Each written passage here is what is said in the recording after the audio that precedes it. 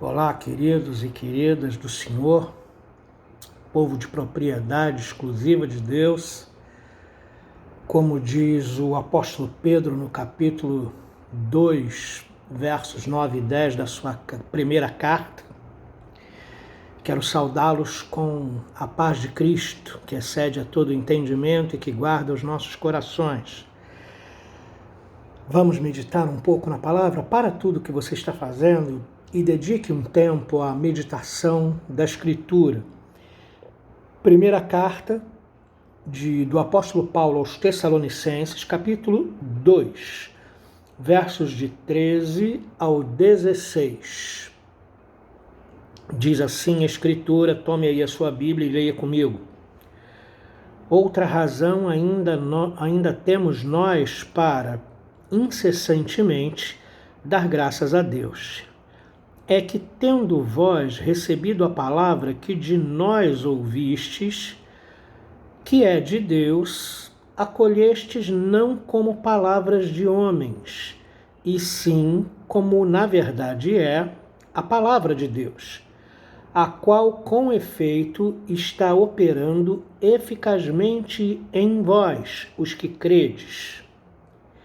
Tanto é assim, irmãos, que vos tornastes imitadores das igrejas de Deus existentes na Judéia em Cristo Jesus, porque também padecestes da parte dos vossos patrícios as mesmas coisas que eles, por sua vez, sofreram dos judeus, os quais não somente mataram o Senhor Jesus e os profetas, como também nos perseguiram, e não agradam a Deus e são adversários de todos os homens, a ponto de nos impedirem de falar aos gentios para que estes sejam salvos, a fim de irem enchendo sempre a medida de seus pecados. A ira, porém, sobreveio contra eles definitivamente. Muito bem. O apóstolo Paulo, ele não cansa de agradecer a Deus pelos seus irmãos. Paulo é meticuloso na observação. Ele já tinha dado graças a Deus pela vida dos Tessalonicenses, mas retorna retomando um outro motivo para agradecer.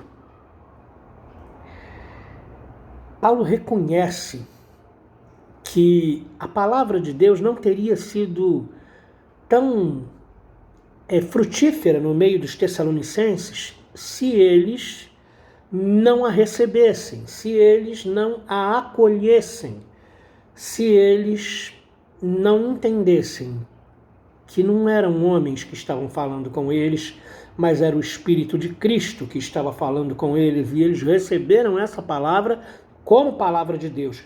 Paulo reconhece isso e agradece a Deus pelos seus irmãos. E eu pergunto para você, você reconhece o valor na vida dos seus irmãos? Você reconhece o valor na vida do seu marido, na vida da sua mulher, na vida dos seus filhos, na vida da sua mãe, na vida dos seus irmãos, na vida dos seus tios, na vida dos seus sobrinhos? Você consegue reconhecer valor neles? E você agradece a Deus e você verbaliza isso, porque não adianta ser grato se as pessoas não sabem que você reconhece. É bom a gente ouvir que as pessoas reconhecem o nosso valor. Não somos nada, mas tentamos fazer diferença. E é gostoso ouvir quando pessoas têm sido abençoadas através da nossa vida. Paulo faz questão de dizer aos Tessalonicenses, eu tenho outro motivo para agradecer.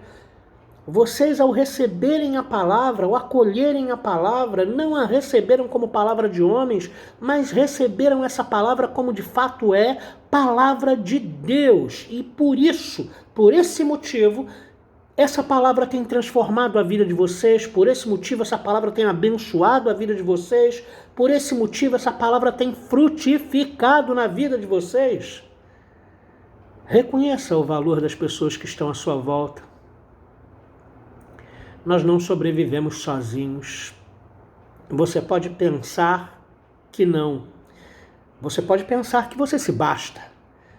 Você pode pensar que você é o único provedor ou provedora, mas não é. Por mais eficaz, eficiente que a pessoa seja, ela precisa dos outros. E ela não chega onde chegou sozinha. Por isso nós precisamos ter esse sentimento de gratidão a Deus pelas pessoas que Ele coloca no nosso caminho. Então seja agradecido. Paulo fala, dá assim 4 situações por que ele agradece a Deus pela vida dos Tessalonicenses. Em primeiro lugar, pelo fato de que eles receberam a palavra que lhes foi pregada. Deus usa instrumentos para falar conosco. Deus usa situações na nossa vida. Deus usa uma leitura devocional. Deus usa a ligação de um irmão, a mensagem de alguém que nos manda para falar conosco. A questão é a seguinte: como recebemos a palavra que nos é pregada?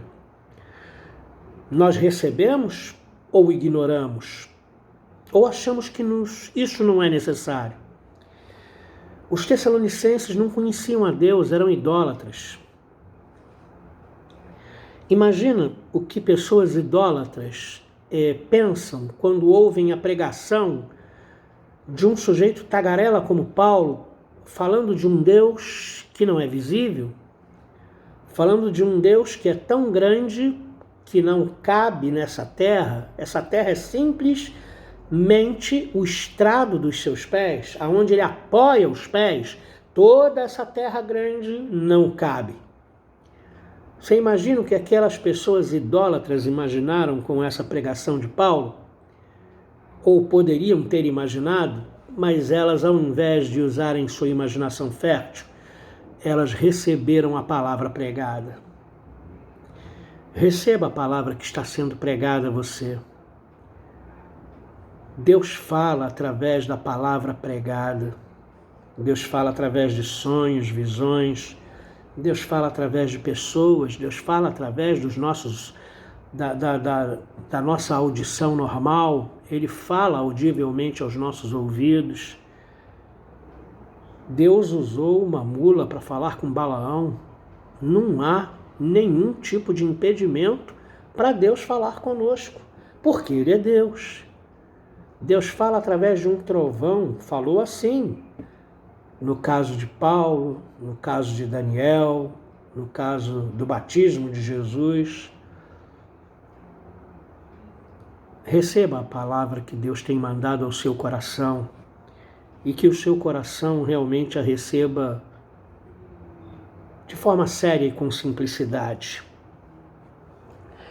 Os Tessalonicenses não só receberam essa palavra, porque receber a palavra é uma atitude imediata, é você prestar atenção, é você ouvir.